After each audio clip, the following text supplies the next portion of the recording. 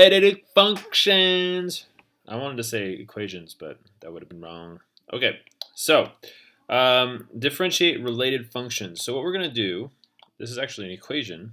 Related functions. Ha! Because that's a function, and that's a function. Oh, that makes a lot of sense. Y is a function of t, and x is a function of t. These are numbers that are changing, not normal. This is weird. We got to think about this in a new light. Whoa, it's like you're opening a new portal in my brain. No, you're not, Mr. Patey. It's not that weird. Okay, so let's take the derivative of y, which is 1, and then we would have to go dy dt because of implicit differentiation.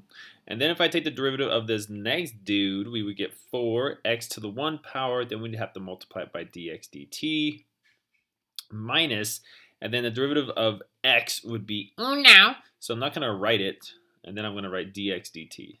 It's uno times dx dt. All right, we got lots of variables here. We have a variable right there, we have a variable right there, and a variable right there, and a variable right there.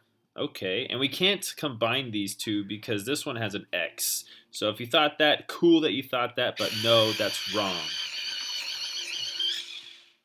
Okay, next. Let's plug in some numbers. All right, we got dx dt, which is negative 0.1. And then we know this one, negative 0.1. Do we know the value of x? Yes, we do. It's negative 3. And we're looking for dy dt. So dy dt is right here. That's what we're looking for. Hey, we got everything we need to know.